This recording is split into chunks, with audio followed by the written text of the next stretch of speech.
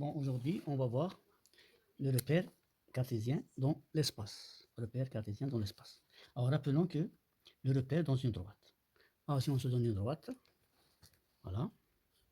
Si on se donne une droite, alors vous voyez, pour se repérer dans une droite, on a besoin d'une droite. Pour se repérer dans une droite, nous avons vu qu'on a besoin de deux points, O et un autre point I. O qui joue le rôle de l'origine et I, c'est une unité sur cette droite. Bien. Alors, pour O, nous avons la coordonnée 0. Pour I, nous avons la coordonnée 1. Le repère pour une droite, ça veut dire c'est deux points O et I. Le premier point joue le rôle de l'origine et le deuxième point I sert à situer l'unité. Alors si on prend un point M de cette droite-là, alors il y a la distance de M par rapport à O. C'est combien d'unités? À ces distances-là correspond, pour ce point-là, on le repère grâce à un nombre réel X. Ça veut dire combien d'unités? Si X est positif, on choisit un sens. Le sens de O vers I, c'est le sens des nombres positifs.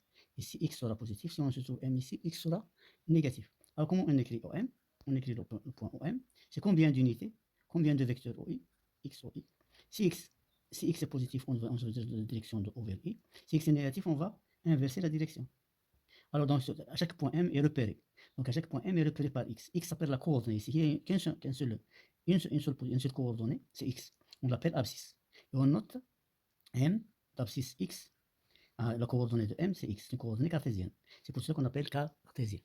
Cartésien, c'est grâce à ces points. On repère M par rapport à deux points et par un nombre réel. Ici, X, combien de vecteurs? OI. Alors ici, c'est le vecteur OM. Voilà. Ici, on écrit, alors si vous voulez, on peut ajouter sur X, là, OM égale X, OI. On écrit M d'abscisse X. X s'appelle l'abscisse. On appelle X, on l'appelle abscisse. Ou bien coordonnée, une coordonnée de M dans le repère OI. X, ici, X s'appelle abscisse. On l'appelle abscisse. Abscisse de M dans le repère, dans R. Dans le repère R. Dans R. Et on appelle ça le repère cartésien. Alors voilà, donc pour se situer sur une droite, on a besoin de deux points. On l'appelle le repère, ou bien on note R. On peut le noter aussi O, le vecteur OI. Comme ça. R, vecteur OI. Alors, nous avons aussi vu que dans une direction, on se déplace par rapport à deux points. Alors, le repère d'une droite, c'est OI. Nous avons aussi vu le repère du plan. Repère dans un plan. Repère dans un plan. Alors, repère dans un plan, si vous voulez. Pour se repérer dans un plan, nous avons besoin de combien de points? Nous avons besoin, alors le repère du plan, nous avons vu que nous avons besoin de 3 points OIJ. OIJ, c'est points non alignés. OIJ, non alignés. Des points non alignés. Le O, c'est l'origine. O, toujours, le premier O, c'est l'origine. Alors, pourquoi le repère dans le plan? Alors, nous avons donc 3 points. O, et un autre point I, et un autre point J. Pour se déplacer dans le plan, je prends la direction, je peux prendre la direction OI. Une autre direction, OJ. Alors, pour se déplacer dans ce point, alors, je me déplace suivant les directions, et suivant la direction pour atteindre les points. Ou bien je me déplace suivant la direction I, alors, et puis après la direction O. Alors, un point M du plan. Ce point M du plan, si je veux arriver à ce point, il faut que je me déplace un certain nombre. Alors ici, on choisit un sens. Toujours sur une droite, une direction, on choisit un sens, OI. Et ici, le sens choisi, c'est OJ. Alors, pour se déplacer vers M, je me déplace. Alors, vous voyez, pour se déplacer, suivant les directions. Je me déplace suivant la direction X, puis suivant la direction pour arriver à M. Je me déplace un certain nombre X de fois, OI.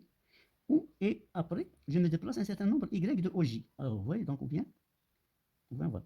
Je me déplace un certain nombre Y, ici Y, un certain nombre Y de OJ, puis un certain nombre X suivant la direction. Si je me déplace, si je veux me repérer, je n'ai besoin que de 3 points, O, I, J. Alors donc le repère, c'est O, I, J dans le plan. Le repère, c'est dans O, I, J. Alors comment s'écrit le vecteur OM? Le vecteur OM. Le vecteur donc OM, le vecteur OM va s'écrire X, OI, plus Y, OJ. C'est-à-dire je me place jusqu'à ce point-là, puis j'ajoute un autre vecteur jusqu'à cela, et je tiens le vecteur OM. Alors, X et Y s'appellent les coordonnées. Donc, ça, on l'appelle un repère cartésien. Et X et Y sont les coordonnées. Et on écrit M de coordonnées X, Y. Alors ici, il y a deux coordonnées. Ici, il y a l'abscisse. Alors x, ici, abscisse. Abscisse. Et ici, ordonnée. Et l'autre, y, on l'appelle ordonnée. Et le couple xy, on l'appelle les coordonnées cartésiennes. Le couple xy, ce sont les coordonnées cartésiennes de M dans le repère R. Voilà le repère R. Dans le repère R. Alors, c'est-à-dire à chaque point, je décris le plan par rapport en utilisant seulement 3 points non alignés O, I, J. Et ces deux points-là, et OI, ça donne l'axe des abscisses, et elles sont un autre dirigé par OJ. Alors donc, je peux noter ici le repère R, je peux noter aussi, on peut le noter aussi, O, le vecteur OI et le vecteur OJ. Alors maintenant, si on a la même unité, par exemple, on choisit le mettre ici et le mettre ici, on va l'appeler un repère normé. Si les droits sont orthogonales, on va l'appeler orthogonal. S'il est normé et orthogonal, on l'appelle orthonormé. Si les droits sont orthogonales, alors on l'appelle orthonormé. Voilà pour se déplacer dans un plan.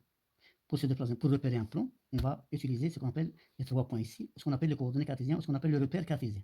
Celui-là, on l'appelle, si vous voulez ici, repère cartésien.